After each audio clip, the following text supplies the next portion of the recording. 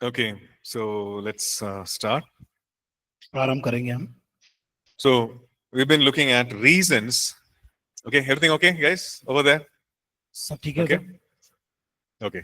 So we've been studying some of the reasons why we can be sure that God wants to bless us or God wants to prosper us. हम कुछ कारणों को देख रहे थे कि परमेश्वर क्यों हमको आशीष को देना चाहता है और ये हमारा भरोसा उसको पक्का करते हैं कि परमेश्वर हमें आशीष देगा. And so, short answer is God's word says so.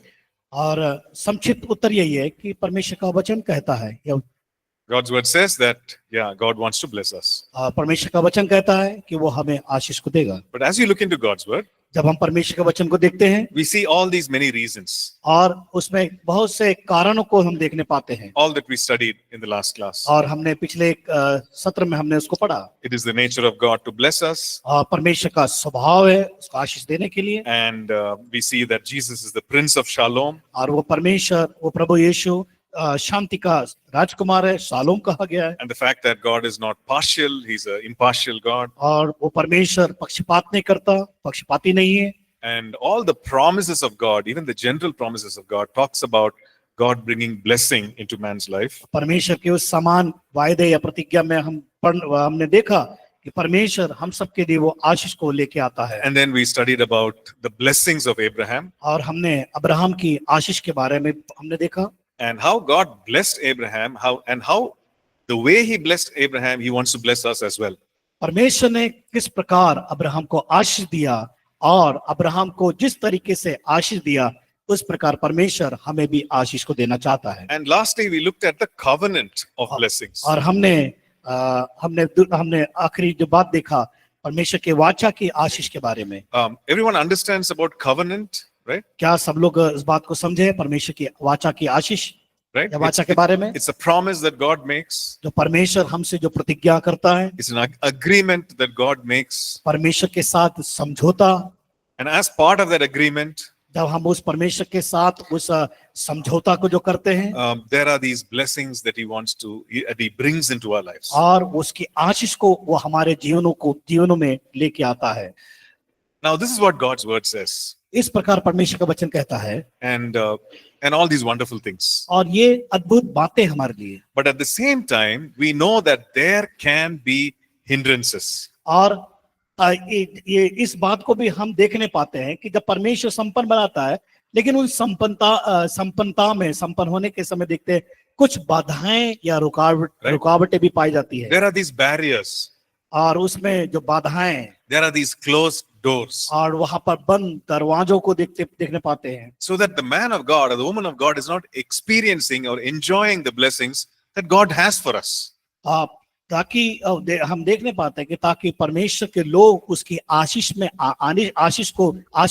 आनंद को प्राप्त ना कर सके, इसलिए वहां पर कुछ बातों को हम देखने पाते हैं जो कि रुकावटें पा जाती है. Sometimes we wonder, right? कई बार हम आश्चर्यचकित हो जाते हैं. God, you promised so many things. परमेश्वर आपने हमें बहुत सी प्रतिज्ञाओं को हमारे से किया है. What is the reason that I'm not seeing those promises or enjoying those promises? लेकिन क्या कारण है कि मैं उन आशीषों को देख नहीं पा रहा हूँ और उसमें आनंद को नहीं मना पा रहा हूँ? And so the same word of God talks about the hindrances or things that prevent God's blessing from reaching us. और परमेश्वर का वही वचन देखते हैं कि संपन्नता में जो रुकावट आती है या उसका जो उद्देश्य को पूरा होने से रोकती है, हम देखने पाते हैं. And so we wonder.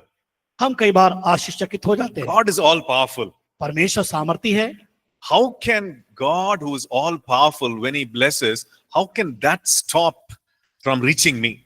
परमेश्वर सामर्थी है और वो हमें आशीषित करता है, तो कौन सी ऐसी ताकत है, ऐसी बात है जो हमारे अंदर परमेश्वर द्वारा दी जाने वाली संपन्नता में रुकावटों को पैदा करती है? Right? Who is powerful enough to stop the blessing from reaching me?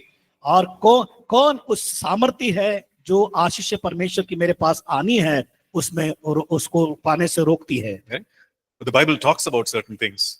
Bible उन बातों को यहाँ पर बताती है.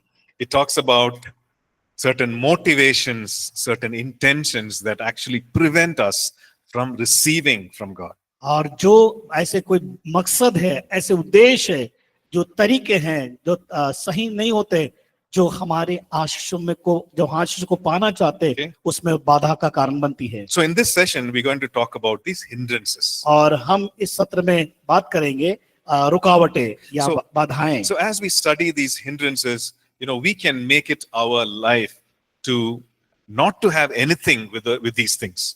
और जब हम इन जब बातों का अध्ययन करते हैं, हम देखते हैं कि जो हमारी संपन्नता में रुकावट है, और इस बात को हमें समझना है कि क्या ये बातें मेरे जीवन में क्यों है करके। Right? The first thing is wrong motivation. पहली बात गलत उद्देश्य या मकसद। What is your motivation for asking God and to receive God's blessing? आपका उद्देश्य क्या है जो परमेश्वर की आशीष को पाने का? Right? What is your motive?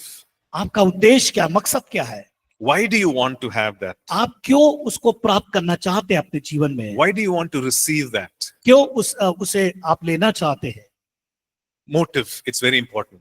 मकसद, उद्देश्य बहुत महत्वपूर्ण है। And James chapter 4 and verses 2 and 3 talk about it. याकूब की पत्री 4 अध्याय उस बात को बताती है। Okay. It says, you lust and do not have, you murder and covet and cannot obtain, you fight and war, yet you do not have because you do not ask.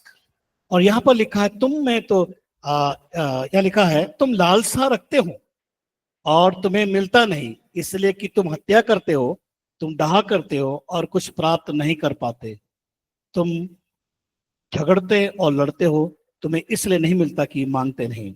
Right? So it talks about all the wrong methods. और यहाँ पर गलत तरीके या गलत उद्देश्य के बारे में बताया गया है। Saying you're lusting and you're murdering and you're coveting and you're fighting, but you still don't have. और तुम डाह करते हो, हत्या करते हो, लड़ाई करते हो, उसके बाद भी तुम प्राप्त नहीं कर पाते। He's saying you don't have because you don't ask. तुम्हारे पास तुम चाहते तो है लेकिन मांगते नहीं। Right? But verse 3 says, तीसरा वचन बताता है, you ask and you still don't receive तुम मांगते तो हो लेकिन पाते नहीं हो, because you are asking amiss, that you may spend it on your pleasures. इसलिए कि तुम बुरी इच्छा से मांगते हो ताकि अपने भोग विलास में उड़ा दो। Right?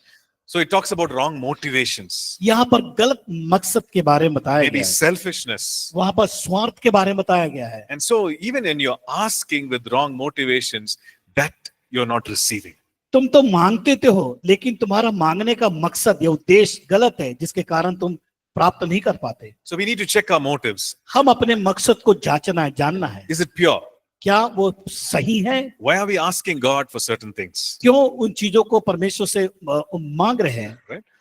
If it is a need, we can definitely ask God. हाँ, हमें जरूरत है, जरूर हमें परमेश्वर से मांगना है। But if we are going to be greedy, लेकिन हम लोभी लालची बनकर मांगेंगे, and if you are going to be coveting someone's, और हम किसी को नीचे गिराना चाहते हैं, and if we are asking, और हम उससे मांग रहे हैं अपने भोग विलास के लिए, then we don't receive it. हम प्राप्त नहीं कर पाएंगे। Right? If we are asking God because we want to do something unrighteous with it, और God does not give. हम कई बार उस मकसद से मांगते हैं कि हम अनैतिकता का काम करने के लिए या भोग विलास के लिए, तो उस समय परमेश्वर हमें देता नहीं है। Right? Yesterday we studied about the parable of the rich man. और हमने उस अमीर धनी व्यक्ति के बारे में हमने दृष्टांत में पढ़ा, And what was wrong with this whole thing? और उसके जीवन में कौन सी ऐसी गलत बातें थी? He did not consider God. उसने परमेश्वर को प्राथमिकता नहीं दिया। He was doing all the right things. वो सब कुछ अच्छा काम कर रहा था, He was doing very well in life. उसके जीवन भी बहुत अच्छा था। He wanted to build bigger barns so that he can store the crops. और उसने क्या किया, बड़े भवन के बारे में सोचा, जो उसकी फसल तैयार हुई उसको इकट्ठा करने के लिए। And he was telling himself, you just relax and you enjoy life. और वो अपने आप में कह रहा था कि अपने जीवन में आनंद को बनाओ, खुश रहो। But in all this, he was not considering God. इन सारी बातों में वो परमेश्वर के बारे में नहीं सोच रहा था। And so the Lord is actually reprimanding him or rebuking him, saying, you are not rich towards God. और वहां पर देखते हैं कि वहां पर उसे डांट फटकार मिलती है कि तुम जो अपने आप में इस प्रकार का लालच करते हो और अपने आप को धनी बनवाने के लिए। Now God is a good God. परमेश्वर हमारे लिए भला है। You know, when we ask for certain things, He does not give us और जब हम ऐसे जब हमें जरूरत जब होती है उस समय जब मांगते हैं तो हमें कई बार हमें नहीं मिलता, because He knows our heart क्योंकि वो हमारे हृदय को जानता भी है। and He doesn't want to destroy our lives, वो हमारे जीवन को कभी नष्ट नहीं होने देना चाहता, right? Because He knows our motive. वो हमारे मकसद को जानता है He knows that we are asking with wrong motivation, और वो ये भी जानता है कि हम गलत मकसद से गलत तरीके से उसे मांग रहे हैं। and because of His great love for us, He does not answer our prayer. वो उसके प्रेम में महानता है जिसके कारण वो हमारे उन मांगने का या प्रश्न का उत्तर नहीं दे पा रहा है। Right? Sometimes the child asks for some, knife or some sharp object, and the parent doesn't give. अगर मान लीजिए एक बच्चा अपने माता पिता से धार वाला चाकू अगर मांगे तो उसके माता पिता उसको नहीं देंगे, Because the parent knows that it is dangerous for the child. और माता पिता जानते हैं कि उस बच्चे के लिए हानिकारक होगा। But when the child is grown up a little bit, जब बच्चा धीरे से बड़ा होता है the child will be able to handle the knife better. और वो बच्चा हथियार को या चाकू को पकड़ना अच्छी रीति से जान जाता है। Right? But the age the child might injure himself or herself. अगर ऐसा उम्र हो जब जिस समय वो जानता नहीं, वो अपने आप में अपने शरीर को जोखिम पहुंचा सकता है। So God, who knows our hearts, परमेश्वर हमारे हृदय को जानता है, who knows our motives, हमारे मकसद को भी जानता है, He loves us. वो हमसे प्रेम करता है। Now, sometimes we get angry with God, upset with God. कई बार हम परमेश्वर पर क्रोध करते हैं, हम बिल्कुल निराश हो जाते हैं। But we need to understand that certain things He does not do because He loves us. लेकिन इस बात को समझना है कि परमेश्वर हमसे प्रेम करता है और वो काम को भी हमारे लिए करता है। And He cares for us so much that He does not want our life to be destroyed. और इस बात को समझना है कि परमेश्वर हमारे जीवन को सुरक्षा देना चाहता है, सुरक्षा, ताकि हमारा जीवन किसी प्रकार से नष्ट ना हो या खराब हो। Okay, so that is the first one, wrong motivation. ये पहली बात, गलत उद्देश्य या गलत मकसद के बारे में। The second thing is that when we ask God and when we do wrong things in order to get wealth. दूसरी बात हम देखते हैं कि हम जब गलत तरीके से उस मकसद को पाना चाहते हैं, Wrong methods. गलत तरीका। Okay, so Psalm chapter 5 and verse 4 says this. भजन संहिता उसका 5 अध्याय उसका 4 पद। It says, "You are not a God who takes pleasure in wickedness, nor shall evil dwell with you." और इस प्रकार लिखा है कि क्योंकि तू ऐसा ईश्वर नहीं जो दुष्टता से प्रसन्न हो। Verse 12 says this, Psalm chapter 5, "For you, O Lord, will bless the righteous. With favor you will surround him as with a shield." 12 में लिखा है क्योंकि तू धर्मी को आशीष देगा, हे वाह तू उसको अपने अनुग्रहकारी ढाल से घेरे रहेगा। It says the Lord will bless the righteous. और वहां लिखा परमेश्वर धर्मी को आशीष देता है And with favor he will surround. और क्या करता है, वो हम पर ढाल से घेरे रहता है, सुरक्षा देता है। That verse that we read earlier from Psalm 23, we see that He leads us in paths of righteousness. और हम देखते हैं कि भजन संहिता 23 में पढ़ा कि वो हमें उस धार्मिकता के मार्ग में ले चलता है। Right? Psalm 23 and verse 3. भजन संहिता 3 भजन 23 उसका 3 में He leads us in paths of righteousness for His name's sake. वो हमें धर्म के मार्गों में हमारे अगुवाई करता है वो। So when we use wrong methods, हम कई बार गलत तरीकों का इस्तेमाल करते हैं। sometimes even in the name of ministry we use wrong methods. कई बार सेवकाई के नाम से भी हम गलत तरीके को अपना लेते We're हैं saying, anyway, I'm doing ministry. और हम कहते हैं कि हाँ मैं तो सेवकाई तो कर रहा हूँ, The Lord will understand.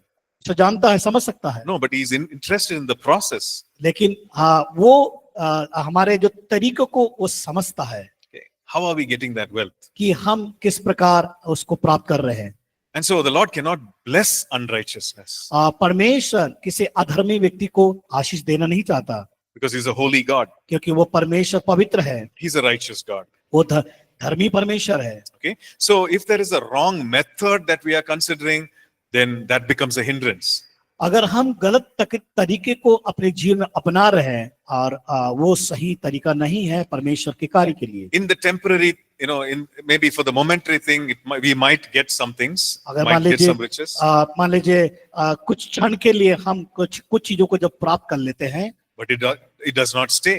और वो कुछ समय के लिए वो हमारे लिए हमेशा बना नहीं रहता। Like the Bible talks about, how you're earning everything, and then it's like putting into a bag with full of holes, it just leaves. परमेश्वर का वचन बताता है हम कमाते तो हैं लेकिन उन छेद वाली थैली में डाल देते हैं जो खत्म हो जाता है And we're हमारे wondering, pass. we got so much, how come nothing is staying in our hands? और हम इस बात से आश्चर्यचकित हो जाते हैं कि हम बहुत कुछ हमारे पास हम लेके आते इकट्ठा करते हैं लेकिन हमारे पास टिकता नहीं है।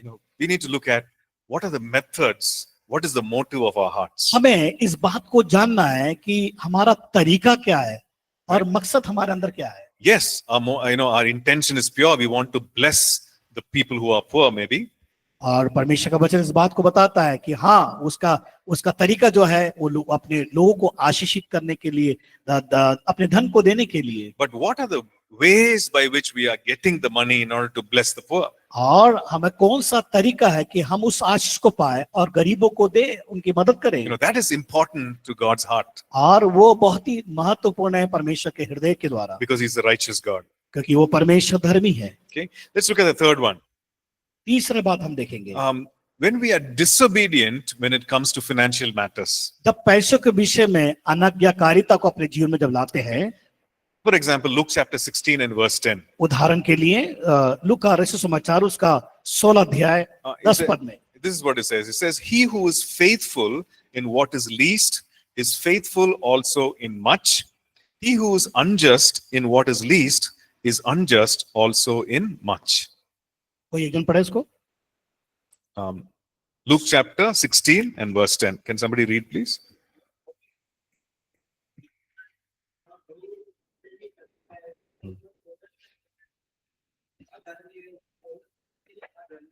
Right. So what does it say? It means that faithfulness does not depend on much, but we need to be faithful in the small things, in the little things. और परमेश्वर का वचन बताता है कि हमें थोड़े में विश्वास योग्य रहना है कि ज्यादा होने पर भी नहीं। Sometimes we think, okay, if I have a lot of money, then I will be faithful. कई बार सोचते हैं कि हमारे पास बहुत ज्यादा पैसा होने पर हम विश्वास योग्य रहेंगे। But God is asking, in what you have right now, it might be little, but are you faithful with that? परमेश्वर हमसे पूछता है और कहता है क्या तुम्हारे पास जो थोड़ा सा है क्या उसमें तुम विश्वास योग्य हो।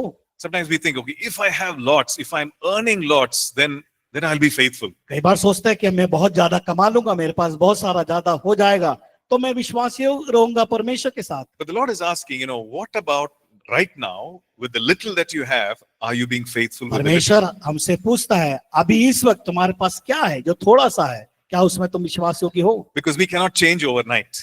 हम पूरे रात भर में उसको बदल नहीं सकते। It says that he who is faithful in least will be faithful in much. जो थोड़े में विश्वास योग्य रहेगा उसको परमेश्वर बड़े में भी विश्वास योग्य ठहराएगा। But he who is faithful in the little things or unfaithful in the little things is going to be unfaithful in the big things also. अगर थोड़े में अविश्वास योग्य रहेंगे तो बड़े कामों में भी अविश्वास बने रहेंगे, करेंगे उस काम को। Right?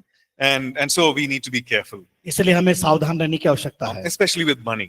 विशेष तौर से रुपये पैसों में, आर्थिक बातों में। How are we handling money? कैसे हम पैसों का प्रबंध करते हैं या Like, उसका हम उपयोग करते If हैं। you're working for an organization, मान लीजिए आप किसी संस्था के साथ काम करते or हो, maybe if you're working for a church or a ministry, हो सकता है आप किसी कलीसिया में रहकर काम करते हो या सेवकाई में। what are you doing with the money that is entrusted to you? आप क्या करते हैं जो आपके पास जो पैसा है उसको उपयोग करने में। Right? Because when people give it for a certain reason and they want to be used for a certain reason, और मान लीजिए कोई व्यक्ति आपको विशेष कार्य के लिए कारणों के कारण आपको देते हैं जो विशेष काम में इस्तेमाल करने के लिए, and so we cannot use it for something else. और हम वो जो दिया गया पैसा दूसरे कामों के लिए हमें इस्तेमाल नहीं करना फिर। Right? Sometimes we tell people, okay, there is a need in our church or there is a need in our ministry, please give. कई बार कलीसिया में कहते हैं कि हमारे चर्च में आवश्यकता है इसलिए आप उस आवश्यकताओं को पूरा करने के लिए दीजिए। We are going to buy a land or we are going to buy equipment. और हम लोग सामग्री लेना चाहते हैं या फिर चर्च के लिए जमीन को लेना चाहते हैं, Right? Or maybe some equipment that we want to buy. और कुछ सामग्री को जो चर्च की आवश्यकता है, Right? And so people give. लोग देते हैं। So what are we doing with that money? उस रुपये पैसों के साथ हम क्या करते हैं? Are we using it for the reason for which people gave the money? क्या लोगों ने जो हमें रुपया पैसा दिया है उस विशेष काम के लिए इस्तेमाल कर रहे हैं or are we using it for ourselves? या हमारे अपने व्यक्तिगत जीवन के लिए उसको व्यक्तिगत जीवन के कार्यों के लिए इस्तेमाल कर रहे हैं? It's very important. ये बहुत महत्वपूर्ण है। We might think, oh, it's only 100 rupees, 200 rupees, I'll use it. आप सोचते हैं कि यही 100 रुपया ठीक है, मैं अपने काम के लिए इस्तेमाल कर लूं। No, it is not. नहीं, हम उसके लिए उपयोग नहीं कर सकते। Because he who is unfaithful in little will be unfaithful in the bigger things also. अगर वो थोड़े में अविश्वास योग्य है तो बड़े में भी वो अविश्वास योग्यता का काम करेगा। And so how can God bless? कैसे परमेश्वर हमको आशीष देगा? This becomes a hindrance. ये बातें जो है हमारे रुकावट के कारण There's बनते हैं। nothing wrong with God. ये परमेश्वर के साथ गलत तो नहीं है There's nothing wrong with his promises. और परमेश्वर की प्रतिज्ञाओं के साथ गलत नहीं है। But we, in our disobedience, we have put a barrier between us and God. हम अनाज्ञाकारी होने के कारण हमारे और परमेश्वर के बीच में हम रोड़ा या बाधा बन जाते हैं। Right? So we need to be careful. हम उसके लिए सावधान सतर्कता बरतनी जरूरी है। Okay, one more reason. एक और कारण, There is an enemy. जहाँ हमारे शत्रु है। Right? The Lord Jesus put it this way. प्रभु यीशु मसीह ने इस प्रकार बताया, कहा John chapter 10 and verse 10. यूहन्ना John chapter 10 यूहन्ना रचित सुसमाचार उसका 10 अध्याय and verse 10. उसका 10वां पद। He says that the enemy comes to steal and kill and destroy. और चोर चोरी करने के लिए आता है, But I have come that they may have life and that they may have it more abundantly. लेकिन मैं आया हूं तुम्हें बहुतायत का जीवन देने के लिए। Right? He's talking about the thief. He's talking about the enemy. और यहाँ पर चोर के बारे में, शत्रु के बारे में बात करता है। And he's saying he comes to steal, kill and destroy. और वो चोर क्या करता है? चोरी करने और घात करने और नष्ट करने के लिए आता है। So we have a spiritual enemy. और हम देखते हैं हमारे जीवन में आत्मिक शत्रु भी है। But the enemy is defeated. और जो शत्रु पराजित किया गया। But if we are not strong in that revelation, अगर मैं और आप उस प्रकाशन में मजबूती को नहीं बनाएंगे, like if we do not know the truth that the enemy is defeated, अगर हम उस सत्य को नहीं जानेंगे कि शत्रु शैतान पराजित किया गया, if we do not know the truth that we have authority over the enemy, और हम इस बात को नहीं जानते कि हमने शैतान के ऊपर अधिकार को प्राप्त किया है, right? Or if we do not know how to use the authority over the enemy, अगर हम नहीं इस बात को जानते कि शैतान के ऊपर, शत्रु के ऊपर किस प्रकार के हथियार को इस्तेमाल करना है, the enemy will steal, kill and destroy. और क्या करेगा? शैतान हमारे पीछे लगा रहेगा हमको कमजोर करने के लिए, वार करने के लिए। Yes or no? हाँ नहीं? Yeah, because the enemy doesn't bring blessing into our lives. हमारे जीवन में शत्रु कभी भी आशीष को लेकर नहीं आता है। The enemy comes to steal the blessings that God wants in our lives. और उस शत्रु क्या करता है? चोर क्या करता है? हमारे जीवनों से वो उस आशीष को नष्ट करने के लिए, चुराने के लिए आता है। So we need to understand that we need to identify the enemy हमें इस बात को समझना है और शत्रु को पहचानना है, and not give any room for the enemy to steal, kill and destroy. हम किसी प्रकार का, किसी तरीके से जगह बना के न दे ताकि शत्रु हमारे जीवनों से चुरा सके। You know, if you look at Malachi chapter 3 and verse 11, और मलाकी की पुस्तक उसका 3 अध्याय उसका 11 पद में हम देखते हैं, that chapter talks about tithes and offerings. Tithes actually. वो जो अध्याय दशमांश और भेंट के बारे में बात करता है। And in describing about tithes, he's also talking about the devourer. और Malachi 3 and verse 11. मलाकी 3 अध्याय, and I will rebuke. Yeah, I'll just read it. 11 में लिखा, मैं तुम्हारे लिए नाश करने वालों को ऐसी घुड़कूंगा कि वह तुम्हारी भूमि को उपज को नष्ट न करेगा और तुम्हारी दाखलताओं के फल कच्चे ना गिरेंगे। सेनाओं के यहोवा का ये वचन है। Okay, so the Lord is rebuking the devourer for our sake. और वहां पर देखते हैं कि परमेश्वर हमारे लिए घुड़केगा करके बताता है। So the Lord is promising, he's saying, as part of this covenant, I will rebuke the devourer. परमेश्वर ने जो हमें प्रतिज्ञा दिया है, वो प्रतिज्ञा करता है कि वो हमारे लिए वो घुड़केगा, वो नष्ट करेगा। But look at what the devourer will do. What the devourer does. क्या वो हम देखते हैं वो किस प्रकार को कार्य करता है वहां। It says that he destroys the fruit of your ground. और वो कहता है कि तुम्हारी दाखलताओं के फल कच्चे हैं, वो ना गिरेंगे। Right? So the devourer is intent on making our life unproductive. और वहां पर देखते हैं कि कि वो दाखलता है जो कच्चे हैं उसको गिरने नहीं देगा। No, you may not be doing agriculture, आप कोई खेती नहीं कर रहे हैं, and करते हैं। you may be doing other things, आप right? दूसरे चीजों को कर रहे हैं। Maybe you're a working professional. हो सकती है आप क्या बोलते हैं अच्छे ऑफिस में काम कर रहे Maybe होंगे। you're working in a government अब हो office. सकता है आप सरकारी कार्यालयों में काम कर रहे Right? हैं। Maybe you're running your own हो business. सकता है आप अपना स्वयं का व्यवसाय कर रहे हो। It says the devourer comes to make your life unproductive. और वो देखते हैं कि वो जो नाश करने वाला जो चीजें कच्चे हैं उसको वो तोड़ने का प्रयास करता है। Why does he do that? क्यों वो करता है? Simply because you're a child of God, क्योंकि वो आप परमेश्वर के बच्चे होने के कारण। right? The enemy comes to steal.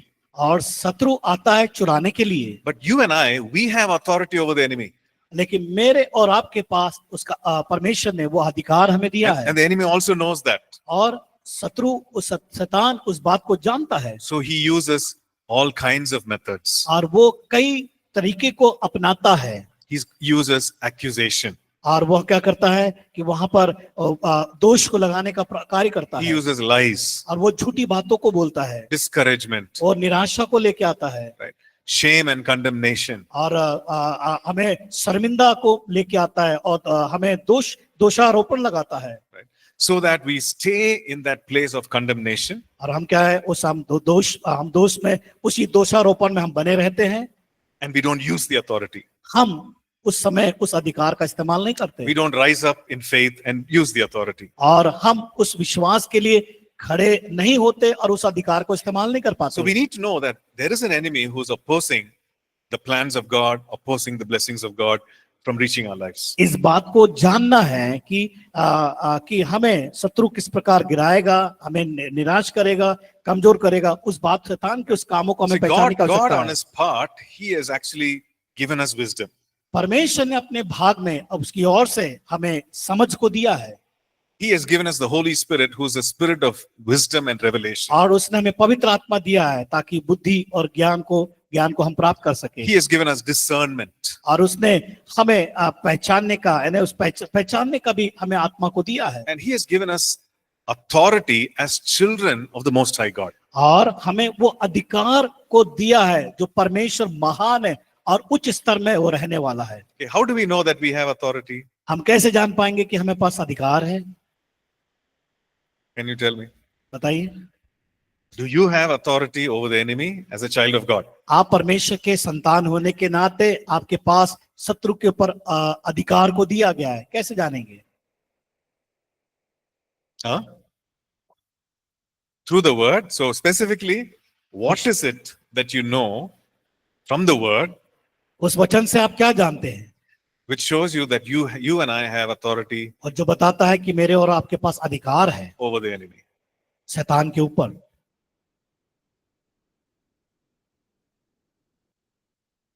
Anyone? कोई एक जन? Matthew 28:20. Matthew 28. Did you? मत्ती 28। Okay, let's look at that verse. हम उस वचन को देखेंगे। Okay, so Matthew 28, verse 19. 19वां वचन। Yeah, can you just explain that, Biju? Actually, Jesus told his disciples that I am giving you all the authority. So you go and make disciples. And Luke 10:19, I think, I am giving you authority to trample upon the scorpions and the snakes. Nothing will.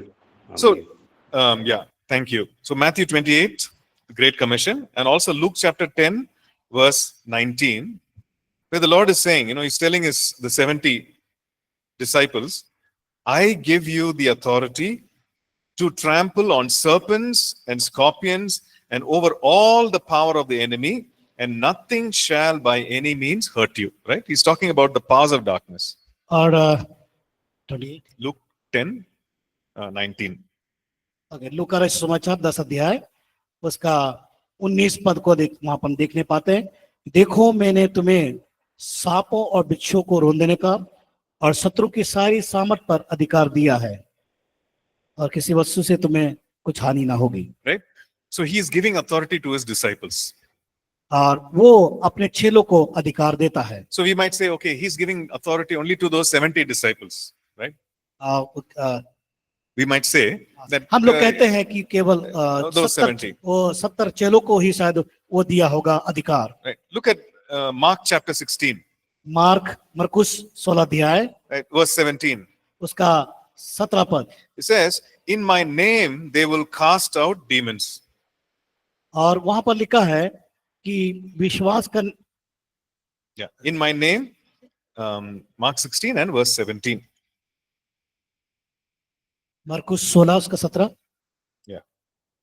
कोई एक जन पढ़े।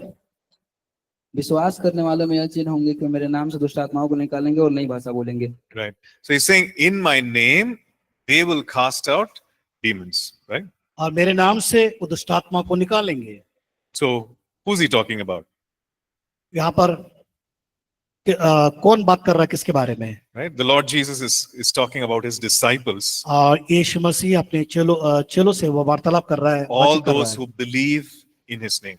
जो लोग उसके नाम पर विश्वास करते Right. हैं। And so authority is released when by the commands or the words that we speak in Jesus' name. जब यीशु के नाम के अधिकार को जब इस्तेमाल करते हैं तब वहां पर हम कामों को देखने पाते हैं। Okay. But the hindrance is that there is an enemy and he can oppose the blessings that God wants to bring into our lives. और वहां पर हम देखते हैं कि जब परमेश्वर ने जो हमें दी जाने वाली संपन्नता में रुकावट को देखते हैं, वो कारण यह है जब शत्रु का जो विरोध होता है। Okay. Let's look at one more reason. एक और कारण हम देखने पाएंगे, Lack of wisdom. बुद्धि की कमी। Okay. If we do not use wisdom, अगर हम अपने बुद्धि का इस्तेमाल नहीं करेंगे that also becomes a hindrance. और वो भी एक रुकावट का कारण बन सकती है। Okay. Look at this. Proverbs 24, verse 3. नीतिवचन 24 उसका 3 और 3 से 6। Okay. Proverbs 24 and verse 3 says, नीतिवचन 24 उसका 3 से 6 हम देखेंगे। through wisdom a house is built and by understanding it is established.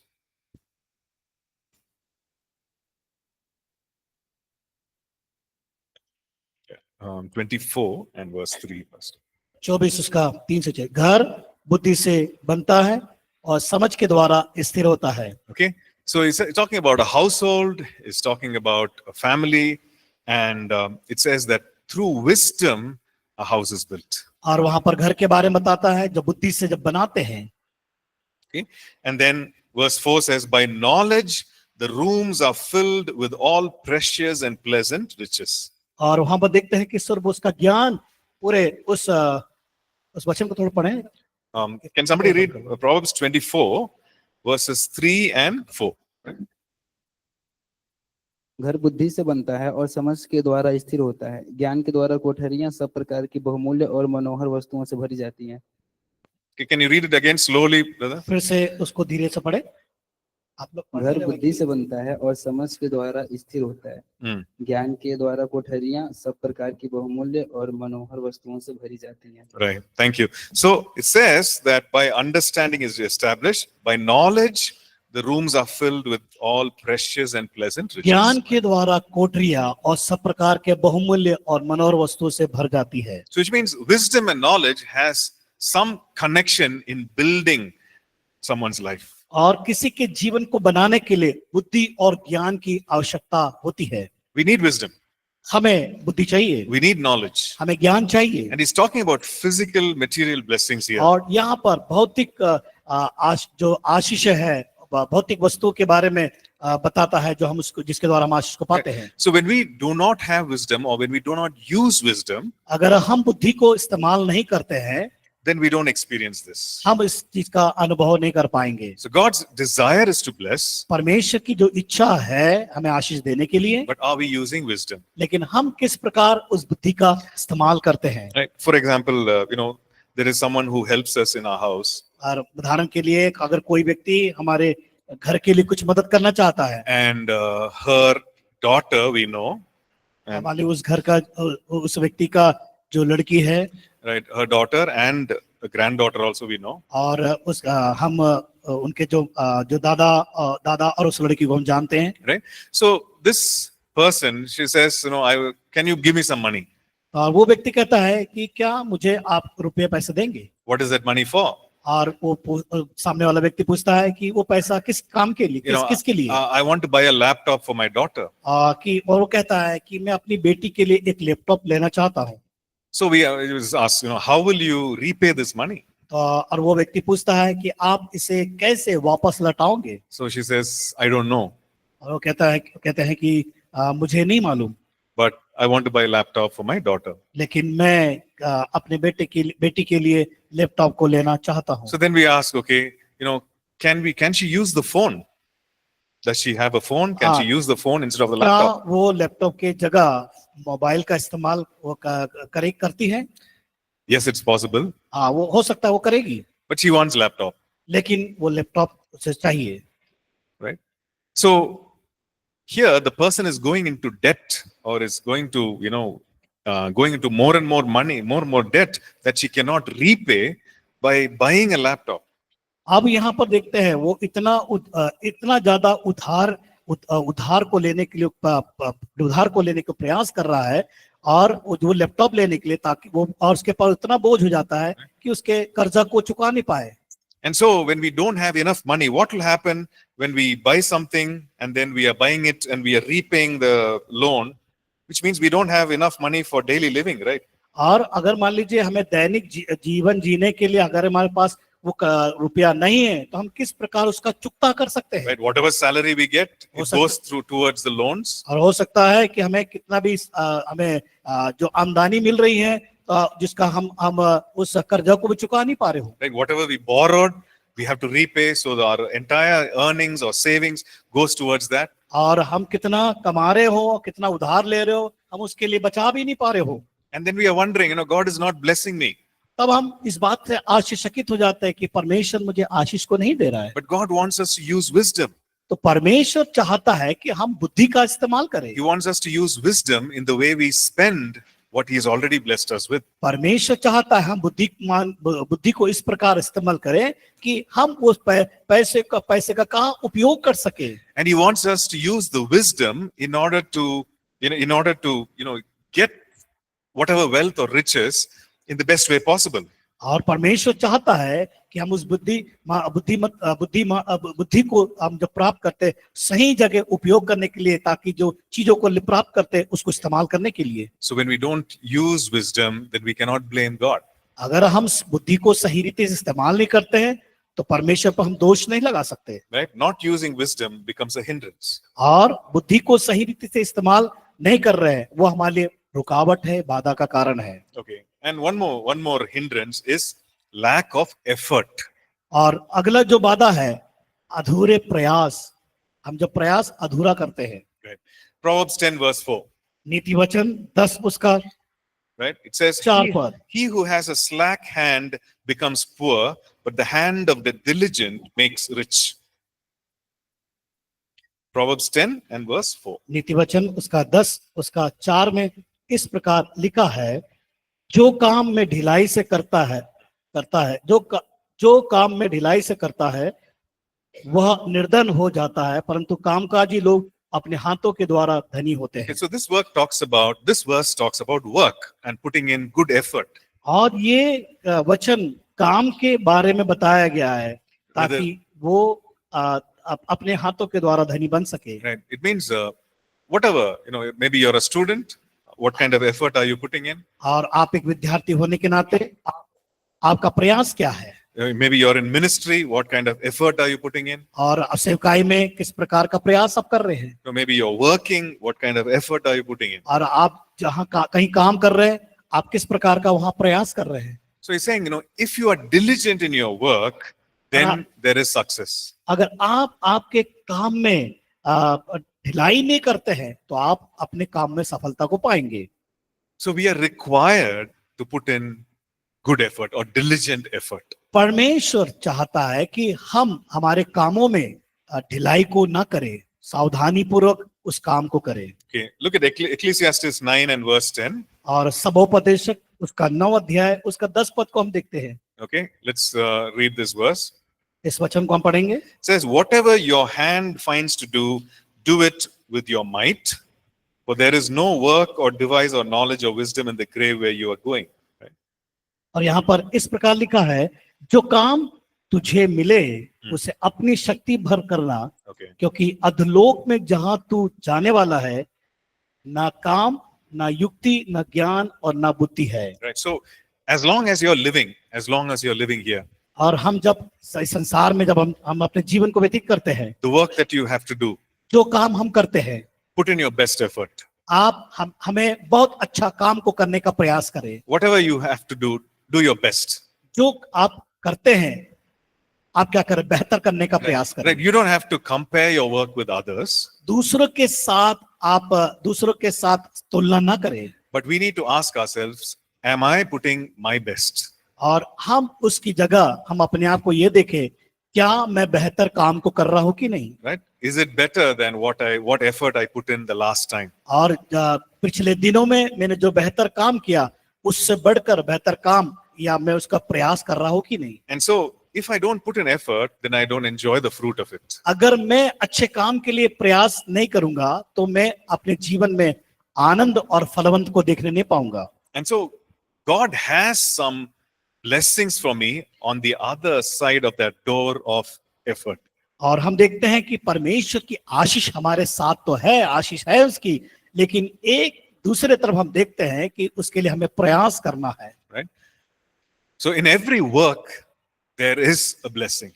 हर एक काम में आशीष है, But if we do not do diligent work, then we don't enjoy the fruit अगर of it. हम बेहतर तरीके से उसका प्रयास नहीं करेंगे, हम उसमें आनंद को नहीं मना सकते। You know, many times we do some half-hearted work.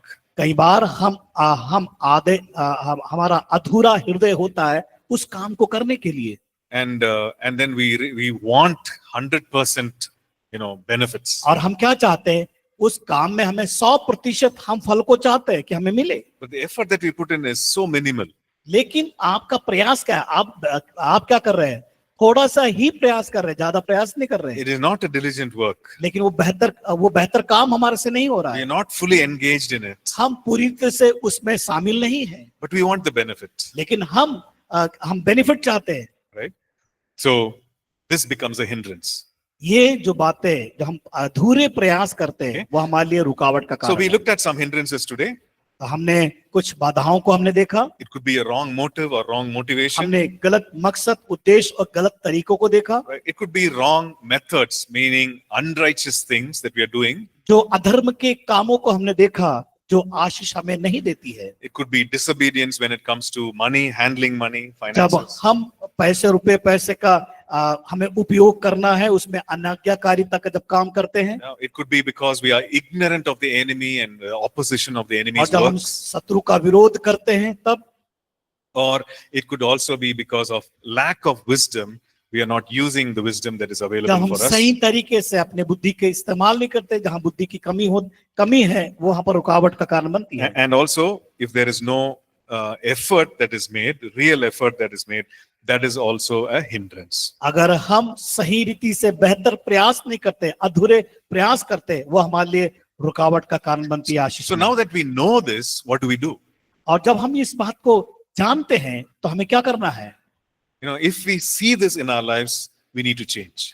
अगर हम अपने जीवन में इन बातों को देखते हैं, तो हमें क्या करना है? अपने जीवन को बदलने की Right? आवश्यकता है, Because we have the promises of God. क्योंकि परमेश्वर की प्रतिज्ञाएं हमारे लिए दी गई है, हमारे पास है। We have God Himself who is for us and not against us. और वो हम इस बात को जानना है कि वो परमेश्वर हमारी ओर है और वो हमारा विरोधी नहीं है, We saw that His nature is to bless us. और उसका व्यवहार, उसका स्वभाव है वो आप आशीष देने के लिए। The scripture says that He does not withhold anything good to whom it is due. और जो कुछ हमारे लिए अच्छा है, भलाई के लिए, वो कभी उसे पकड़े या थामे नहीं रहता। Right? To those who are walking righteously, He does not withhold anything good that is due to them. और जो धार्मिकता में होकर चलते, धर्म के मार्ग पे चलते, वो उसको पकड़े नहीं रहता, बल्कि उसे वो देता है। And therefore, we need to change. तो इसके लिए क्या करना होगा? हमें बदलना होगा। Right? So let's pray right now. आइए हम प्रार्थना करें, And let's just ask the Lord to give us wisdom to change. और इस समय हम प्रार्थना करें, प्रभु हमको बुद्धि देने के लिए, हमारे जीवन को बदलने के लिए। And also the revelation that we have received today, let it be deep rooted in our hearts. और परमेश्वर ने जो हमें प्रकाशन को दिया, ताकि हम उस जड़ में मजबूत होकर आगे बढ़ You know, सके। all the things that we learned about the guarantee, God's guarantee to bless us, let it be deep rooted in our hearts. और हम उस बात को अपने अंदर बना ले कि जो परमेश्वर ने हमसे प्रतिज्ञा किया, हमें प्रतिज्ञा को वायदा किया है, उस वायदा को उस गहराई में हम बनाए जो जड़ पकड़ते हुए आगे बढ़ You सके। know, in the difficult moments, let's remind ourselves about the nature of God.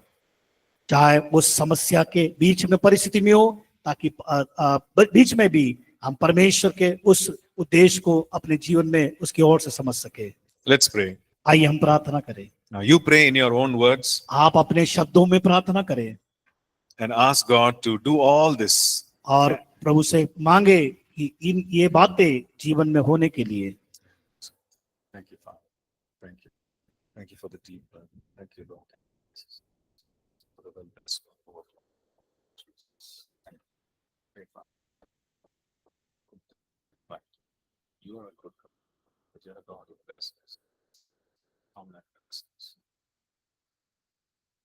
Maybe the Lord is putting in your heart just one or two things that you have learned that you need to apply in your lives.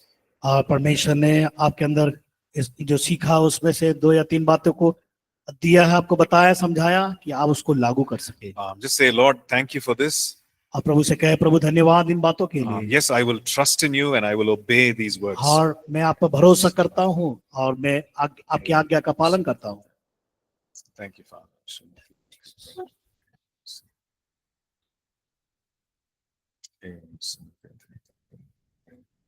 Thank you, Jesus. You know, we're going to pray for some needs here. Pray for some needs, financial. और आप यहाँ पर प्रार्थना कर सकते हैं आपकी जो आर्थिक आवश्यकताओं के लिए। Let's pray for those who are having, some financial needs, some deep needs when it comes to money. और हम प्रार्थना करें उस आर्थिक बातों के लिए जो बहुत ही जरूरी है, जिसके साथ हम सही व्यवहार कर सके। Maybe it's for the family which is back home. और जो हो सकता है आपके जो परिवार जो आपके जो आप घर में पाए जाते हैं। Maybe there are some big debts or big loans that need to be repaid. हो सकता है कि बड़ा कर्जा उनके लिए है, उनको चुकाना है। We just read about God and how He supernaturally provided. और हमने वचन को पढ़ा कि वो परमेश्वर अलौकिक, वो अद्भुत कामों को करने वाला परमेश्वर। He supernaturally provided for Simon Peter. और उसने अलौकिक शक्ति के द्वारा साइमन पतरस को उसने प्रबंध करके दिया। And He supernaturally provided for that widow whom Elisha met. अलौकिक शक्ति के द्वारा, एलिशा के द्वारा हम देखते हैं उस महिला के घर में उसके जीवन की आवश्यकताओं को पूरा किया। And so let's extend our faith. और हम अपने विश्वास को बढ़ाएं। Now you pray and say, Lord, just like how you did it for Simon Peter, Lord, you do it in my life. इस प्रकार प्रार्थना करें कि कहे प्रभु से कि प्रभु जिस प्रकार आपने सिमोन पतरस के जीवन में किया, मेरे जीवन के अंदर होने दे। Yes, Lord, I just want to see that provision in my life, in my family. मेरे जीवन में उस आवश्यकताओं को मैं मेरे जीवन में, मेरे परिवार के जीवन में देखने पाऊं। And we see that you are a generous God. क्योंकि आप उदारता से देने वाले परमेश्वर हैं। Lord, come through in my life. आप मेरे जीवन के द्वारा आइए। Do the impossible, God. और असंभव को करिए। Lord, what seems to be impossible, change it around, Lord. और प्रभु जी जो असंभव चीज है मेरी चारों ओर, उसको बदल दीजिए। Lord, you be the Jehovah Jireh in my life. आप मेरे जीवन में यहोवा इरे हैं। You be the Jehovah Jireh for my family. और मेरे परिवार के लिए भी आप यहोवा इरे हैं। Bless the work of my hands, Lord. और मेरे हाथों के कामों को आशीषित करिए। I make a decision today. और मैं आज एक निर्णय को लेता हूँ। Having known all these hindrances, और जो बाधाओं को, रुकावटों को मैंने जाना है, I choose this day not to put any of these hindrances in my life. और मैं इस प्रकार का मैं रुकावटों को मेरे जीवन के अंदर नहीं प्राप्त करूं, उसको लागू न करूं। If knowingly or unknowingly, if I have any of this, Lord, I pray that you would remove it. Oh God. प्रभु जी अगर मेरे जीवन में जाने अनजाने में अगर होती है, उसे तो निकाल दे। Lord, give me the wisdom, God. आप मुझे बुद्धि दीजिए। Empower me by your Holy और Spirit, प्रभु Lord. आपके आत्मा के द्वारा मुझे भरिए। We thank you, Lord.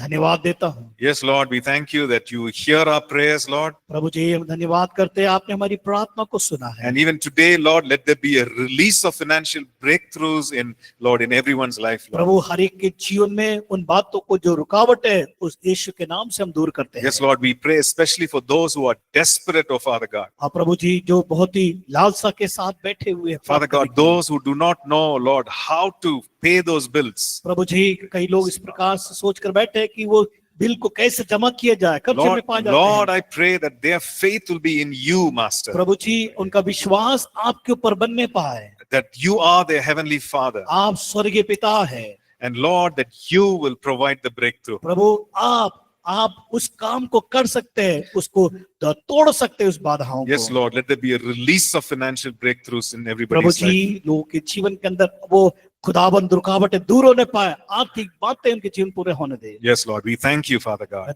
हम धन्यवाद करते हैं प्रभु। We give you all the praise and glory, O God. प्रभु सारा प्रशंसा आदर आपको देते हैं। We thank you that you love us so much, Lord. धन्यवाद करते हैं आप हम बहुत आय से प्रेम करते हैं। And you said, O God, ask and you will receive. प्रभु आपने कहा है कि मांगो तो तुम्हें दिया जाएगा। And so we have asked, O Lord, प्रभु जी हम आपसे मांगते हैं and we believe that we have received, O Father और हम God. विश्वास करते हैं हमने प्राप्त किया। As your word, Lord, instructs us, और प्रभु जी आपका वचन हमें निर्देश देता है। even before we see it, O God, we give thanks to you, Lord. प्रभु जी हम बीज बोने के पहले हम प्रभु को धन्यवाद दे, इस बात को बताता है। Yes, Lord, we pray, we believe, and Lord, we have in faith, O और God, Prabhu that we have ji, received it. हाँ और हम विश्वास करते हैं आपके ऊपर कि हाँ और प्रभु जी आपने हमें दिया करके We thank you, Lord. धन्यवाद करते हैं। We give you all the praise and glory. हर सारे प्रशंसा और आदर आपको देते हैं। In Jesus' matchless name we pray. यीशु मसीह के अद्भुत नाम में हम मांगते हैं। Amen. आमीन। Amen. Amen. God bless. Thank प्रभु आपका आशीष दे। you.